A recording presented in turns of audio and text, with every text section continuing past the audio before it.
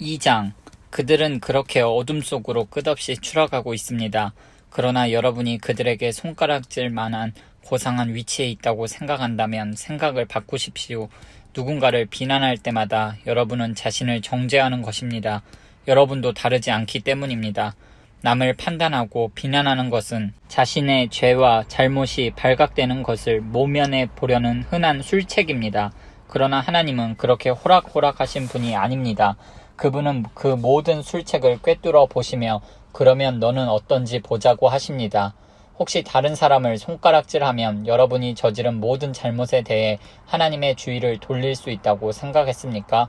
하나님의 책망을 면할 수 있다고 생각했습니까? 하나님은 너무나 좋은 분이므로 여러분의 죄를 그냥 눈감아 주실 것이라고 생각했습니까? 그렇다면 처음부터 생각을 완전히 달리하는 것이 좋습니다. 예, 하나님은 좋은 분이십니다. 그러나 결코 만만한 분은 아니십니다. 하나님이 좋은 분이라는 말은 우리 손을 꼭 붙잡고서 우리를 근본적인 삶의 변화 속으로 이끌어 주신다는 말입니다. 얼렁뚱땅 넘어갈 생각은 마십시오. 하나님을 거부하고 회피하는 일은 다 무엇이든 불을 키우는 일입니다. 그 불이 마침내 뜨겁게 활활 타오를 날 하나님의 의롭고 불같은 심판의 날이 다가오고 있습니다. 착각하지 마십시오. 여러분은 결국 여러분이 자초한 결과에 직면하게 될 것입니다. 하나님 편에서 일하는 이들에게는 참 생명이, 자기 마음대로 살기를 고집하며 쉽게만 살려는 이들에게는 불이 찾아올 것입니다. 하나님의 길을 거부한다면 대일 수밖에 없습니다. 여러분이 어디에서 살았고 어디 부모 밑에서 자랐고 어떤 학교를 다녔는지는 아무 상관이 없습니다. 다만 여러분이 하나님이 행하시는 길을 받아들이고 따르면 어마어마한 유익이 있을 것입니다. 이 또한 여러분의 출신이나 성장 배경과는 아무 상관이 없습니다. 유대인이라고 해서 하나님께 자동적으로 인정받는 법은 없습니다. 하나님은 여러분에 대한 다른 사람들의 말 혹은 여러분 스스로의 생각에 전혀 상관치 않으십니다. 그분은 스스로 판단하십니다. 죄인 줄 모르고 죄를 짓는 경우라면 하나님은 정상을 참작해 주십니다. 그러나 죄인 줄 잘 알면서도 죄를 짓는다면 그것은 완전히 다른 이야기입니다.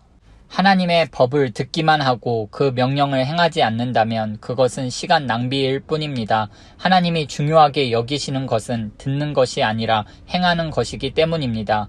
하나님의 법을 전혀 들어본 적 없는 사람들도 직관을 따라 하나님의 법을 따르는 경우가 있습니다. 그런 그들의 순종은 하나님의 법이 진리임을 확증해 줍니다.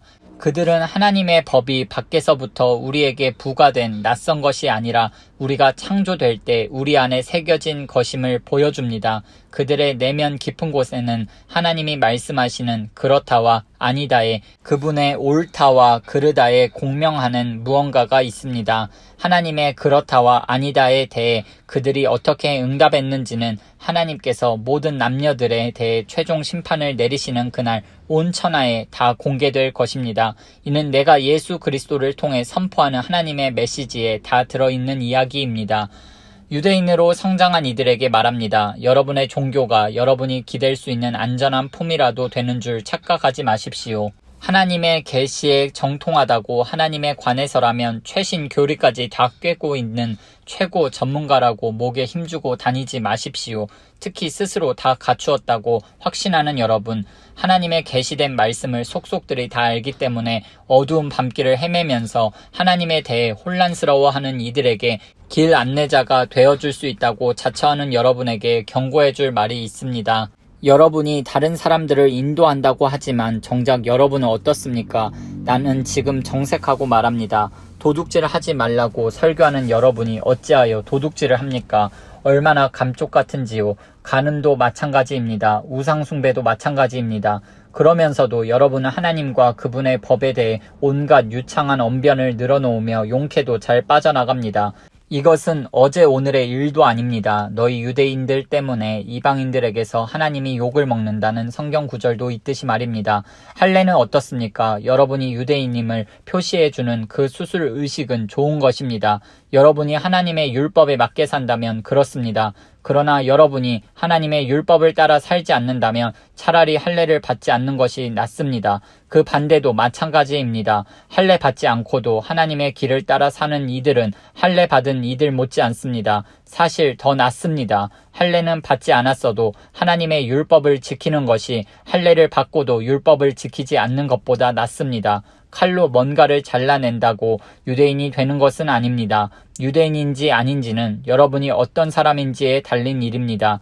여러분을 유대인으로 만들어주는 것은 여러분 마음에 새겨진 하나님의 표시이지 여러분 피부에 새겨진 칼자국이 아닙니다. 그리고 중요한 것은 하나님께 인정받는 것이지 율법 전문가들한테 인정받는 것이 아닙니다.